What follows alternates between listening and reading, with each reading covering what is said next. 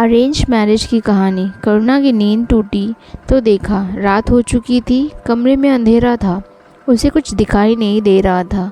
उसने किसी तरह टटोल कर कमरे का दरवाज़ा थोड़ा सा खोला तो देखा बाहर कई औरतें बैठकर बातें कर रही थीं। थोड़ी देर में एक लड़की कमरे में आई। उसने कमरे की लाइट जलाई, फिर वह करुणा को अपने साथ लेकर आंगन में आ गई। यह शादी की बाकी रस्में निपटाने लगी। कंगन की रस्म के समय उसने अपने पति को ढंग से देखा। वे मुस्कुरा रहे थे। सारी रस्मों के बाद करुणा और उसके पति रमेश को औरतें एक कमरे में छोड़ आईं। रमेश ने करुणा से कहा, देखो, इस घर में तुम्हें किसी बात की तकलीफ नहीं होगी। मैं जानता हूँ तुम्हारे घर में अब कोई नहीं है, लेकिन चिंता मत करना, मैं तुम्हारा हमेशा साथ दूंगा। मेरी माँ कुछ सख्त स्वभाव की है। बस एक बात है, मेरे घर में मेरा छोटा भाई बंटी कुछ बिगड़ गया है। माँ के लाड़ प्यार ने उसे बिगाड़ दिया है। मैं कोशिश कर रहा हूँ कि वह कहीं काम पर लग जाए तो उसकी भी शादी करा दे। करुणा सब कुछ सुन रही थी। उसे अब कुछ सुकून मिल रहा था। करुणा को ससुराल आए पूरा 1 महीना हो गया था। इस बीच एक बार भी उसके ताई ताऊ जी ने उसकी खबर नहीं ली कि बेटी को एक बार घर बुला ले। शोभा का हर तीसरे चौथे दिन फ़ोन आ जाता था। रात के समय जब रमेश वापस आते तभी शोभा करुणा से बात करती थी। एक दिन शोभा ने कहा, करुणा, मैं एक बार तेरी ससुराल आना चाहती हूँ और तुझे अपने घर लाना चाहती हूँ। यह सुनकर करुणा ने कहा, शोभा, मैं अभी नहीं आ सकती। दरअसल सर्दी का समय है, मुझे इन्हें सुबह ही खाना बनाकर देना होता है। मेरी सास से ज़्यादा काम नहीं होता। गर्मियों में मैं तुझसे मिलने ज़रूर आऊँगी। धीरे धीरे समय बीत रहा था। इधर शोभा और उसके पति करण ने अपने घर के पास ही एक जगह ज़मीन खरीद ली। उस ज़मीन पर एक बड़ा सा हॉस्पिटल बना रहे थे। शोभा और करण काम में इतना बिजी हो गए कि उन्हें करुणा का ध्यान ही नहीं रहा। दोनों ने अपनी नौकरी छोड़ दी, बैंक से लोन लेकर पूरा हॉस्पिटल तैयार किया। अस्पताल पूरा होने पर वह सभी सुविधाओं से सुसज्जित था। शोभा और करण दिन रात अस्पताल को सुचारू रूप से चलाने के काम में लग गए, जिसमें स्टाफ को भर्ती करना, सारी मशीनें लगाना, पूरे स्टाफ की ट्रेनिंग देना। इन्हीं सब में 2 साल बीत गए।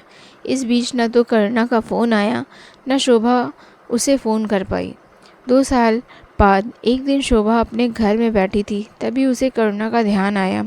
शोभा ने अपने पति करण से कहा, हे भगवान, मैं तो अपनी परेशानियों में करुणा को बिल्कुल भूल ही गई। न उसको फ़ोन किया, न उसका फ़ोन आया। करण ने कहा, क्या करे शोभा, इतना बड़ा काम था, 1 मिनट की फुर्सत भी नहीं मिली। चलो अब फ़ोन कर लो। शोभा ने फ़ोन मिलाया, लेकिन फ़ोन स्विच ऑफ था। कई बार मिलाने पर भी जब नहीं मिला तो करण ने कहा, हो सकता है फ़ोन बंद हो। कई बार गांव में रात को लाइट नहीं होती, चार्ज नहीं हुआ होगा। कल मिला लेना। उसके पति को दिन में मैसेज दे देना कि घर जाकर करुणा से बात करवा दे। अगले दिन भी शोभा फ़ोन करती रही, लेकिन फ़ोन स्विच ऑफ था।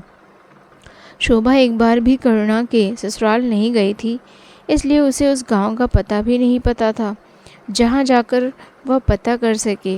कई दिन तक जब करुणा से कोई संपर्क नहीं हो पाया तो शोभा ने अपने गांव जाकर पता करने की सोची।